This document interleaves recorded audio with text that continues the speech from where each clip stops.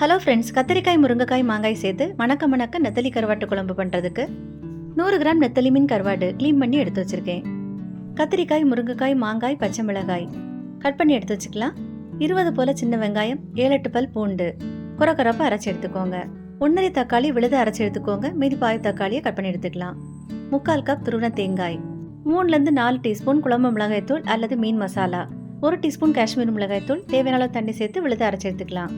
மண் சட்டியில் தேவையான அளவு எண்ணெய், 3-4 டேபிள் ஸ்பூன் எண்ணெய், 1 டீஸ்பூன் கடுகு, 1 மிளகாய் வத்தல். கடுகு உடைச்சதும் குறக்குறப்ப அரைச்சி வச்சிருந்த வெங்காயம், பூண்டு, சின்ன வெங்காயம் இல்லைன்னா 2 பெரிய வெங்காயம் கூட சேர்த்துக்கலாம். இதோடவே விழுத அரைச்ச தக்காளி நல்லா வதங்கினதுக்கு அப்புறமா முருங்கைக்காய், பச்சை மிளகாய், பாதி போல தக்காளி 1 நிமிஷம் நல்லா வதக்கி விட்டுக்கோங்க. வதக்கி சேர்க்கும் போது நல்ல வாசனையா இருக்கும். கட் பண்ணி தண்ணியில போட்டு வச்சிருந்த கத்திரிக்காய், மாங்காய், க்ளீன் பண்ணி வச்சிருந்த நெத்தலி கருவாடு, இதோடவே அரைச்சி வச்சிருந்த மசாலாவை சேர்த்துடலாம்.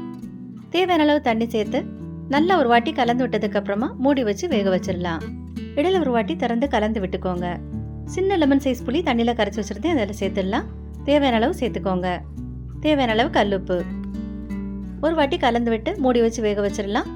மாங்காய், தக்காளி எல்லாம் ஏற்கனவே சேர்த்துருக்கோம். புளி சேர்க்கும் போது பார்த்து சேர்த்துக்கோங்க. நல்லா வெந்திருக்கு. கடைசியா ஃப்ரெஷ்ஷான கருவேப்பிலை தூவி ஆஃப் பண்ணிடலாம். சூடான சாதத்தோட, ஊற வச்ச பழைய சாதத்தோட ரொம்ப சூப்பராக இருக்கும். ட்ரை பண்ணி பாருங்க. தேங்க்யூ.